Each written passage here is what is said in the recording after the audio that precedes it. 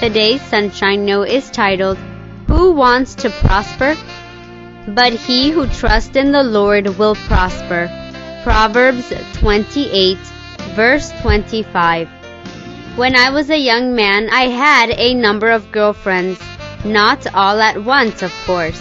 At least a couple of them were serious enough relationships that I thought about the possibility of marriage. But they all ended for one reason or another, and by the time I was approaching graduation from college and looking forward to starting my career as a teacher, I had no prospects of a wife. I began to feel somewhat concerned, perhaps even alarmed. I was a committed Christian at the time, and so in my mind my life was in God's hands.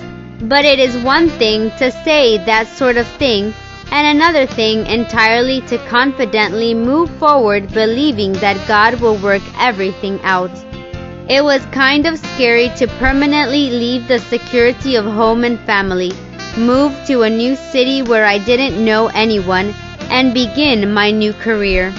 It was not obvious at the time, but as I look back from the vantage point of many years later, it is clear that God was leading me to that city.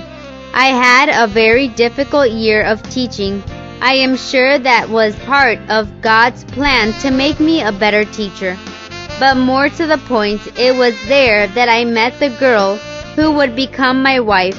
Not wanting to sound mushy, I have to say that not a day goes by that I don't thank God for her and for working things out in my life far, far better than I could ever have foreseen.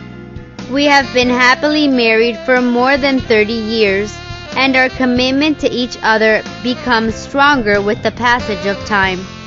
It is clear to me that the best possible course in life is to put one's trust wholly in the Lord and lean not on your own understanding.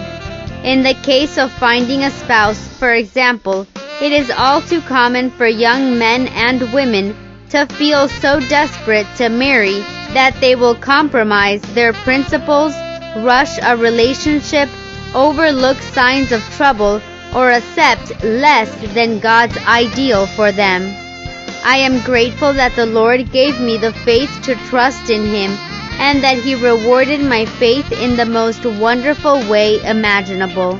My teaching career has not led me to prosper financially, but I can say with conviction that the Lord has prospered me far beyond what money could buy.